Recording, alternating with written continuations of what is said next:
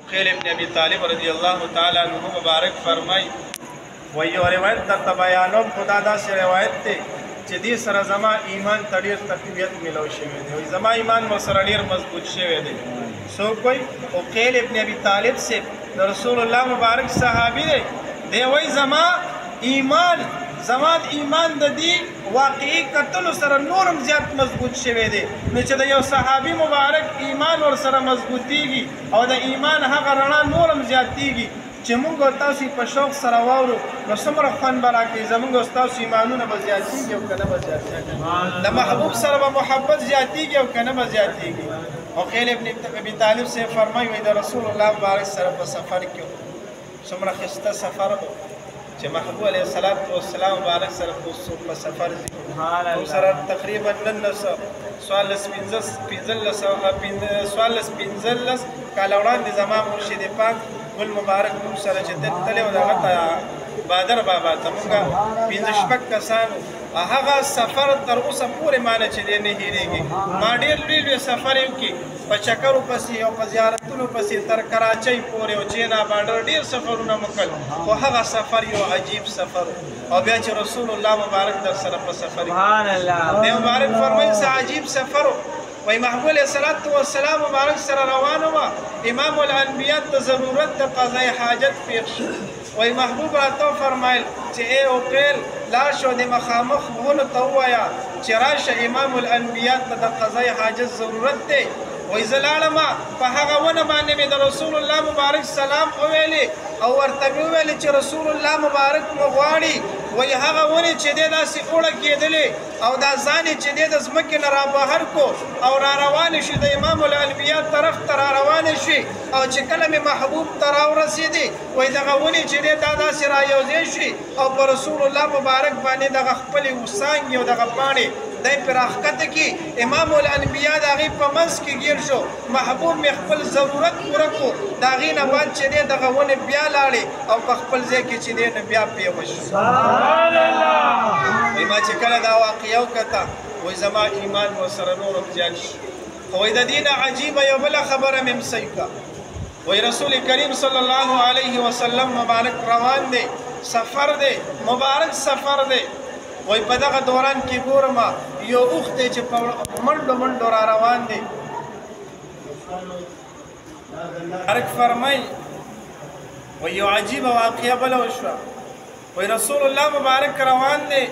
او چو مې کتل په منډو منډو باندې یو اوښه را روانه ده او وایي د امام الانبیاء محمد رسول الله صلی الله علیه وسلم طرف ته چې دی را منډې وهي وایي مونږ چې شاته وکتل په دې اوښې پسې یو شخص را روان دی په لاس کې ورسره چاړه ده او هغه چاړې په لاس کې رانیولې ده دغه اوښې پسې منډې وایي حدیث شریف کې راځي چې کله دغه اوښه رسول الله مبارک ته راورسېدله وایي دغه اوښه داسې د رسول الله مبارک د شا مبارکې ته راتاو شوه لکه څنګه چې یو ماشوم څوک وهي او هغه را منډې کړي او د یو مشر شاته چې دی پټ شي چې ما به اوس چې دی نو دا انسان به مې ترې خلاصوي لکه مونږ ماشوم پسې منډه کړو نو ماشوم یا د نیکه یا د نیا شاته پټ شي وایي به مې ترې دغه نیا نیکه چې دی دا خلاص کړي وایي دغه اوښه راغله د رسول الله مبارک شا مبارکې ته ودرېدله او دغه انسان راغو لاس کې ورسره چاړه ده مسلول هغه چاړې ته ویلی کېږي چې بلکل کلو وي څه کاش ماش کې نه وي وایي هغه چاړې په لاس کې نیولې ده وایي رسول الله مبارک دې اوښې ته وایي چې دا ولې څه چل دی ورته یا رسول الله زما دغه مالک دی او دې ما ذبحه کوي حلالۍ مې نو زه ترې نه تاسو دپاره ستاسو طرف ته مې ترې رامنډې کړي چې تاسو زما مدد وکړئ او ماله امان راکړي سبحان الله او الفاظ دا وی الفاظ دغه اوښه څه وایي الامان الامان یا رسول الله ای د الله محبوبه ما ته امان راکړه ای مونږ تاسو هم د قیامت سخته ورځ به وي د قیامت سخته ورځ به وي دا خو حقیقت دی چې مونږ ډېر ګناهګاره یو ګناهګاره خو ډېر زیات یو خو خوش قسمت او خوش نصیبه په دې باندې یو چې زمونږ او ستاسو الحمدلله دا ایمان او دغه عقیده ده د دغه فتنې په دور کې زمونږ او ستاسو د رب کریم لاک لاک کرم دی په مونږ او تاسو باندې چې رسول کریم صلی الله علیه وسلم مبارک به مو په هغه سخته ورځ باندې شفاعت سبحان الله هغه سخته ورځ باندې به مو رسول الله مبارک شفاعت کوي هغه خدا چې رحمت للعالمین دی چې د اوسۍ امداد کوي د اوښ امداد کوي. نو زما او ستا چې د رسول الله مبارک په محبت باندې دغسې محافلو کې حاضریانې کوو دا ګوره ډېره لوی خبره ده دا د فخر خبره ده دا ګوره ډېره لوی خبره ده 3 ګنټې 4 ګنټې 5 ګنټې موږ په یو محفل کې کینو دا څوک هم نشي کولی.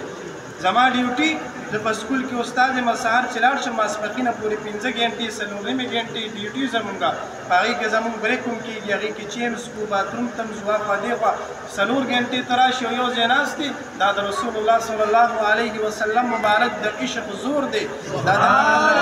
محبوب معجزه ده چې رب کریم موږ ته دومره طاقت راکړی دی یعنې دا ډېره د ذهن نه د عقل نه بعیده خبره ده په یو ځای باندې یو شان 4 15 ګنټې کېناستل او بیا دغه عاشقان مصطفی چې ښایسته طریقې سره ناست دي سبحان الله الحمدلله واغونه کوي شوق و ذوق وي شوق و ذوق خو به ځکه وي چې ذکر د چا کېږي د محبوب علیه السلام مبارک کېږي تر نن ورځې پورې څوک زما څومره کلونه وشو دلته ته زما د پلار نوم پېژنئ نه پېژنئ ځکه زه د خپل پلار نوم نه اخلم د خپل پلار کیسې نه بیانوم زه خپلې نه د رسول الله مبارک د محبت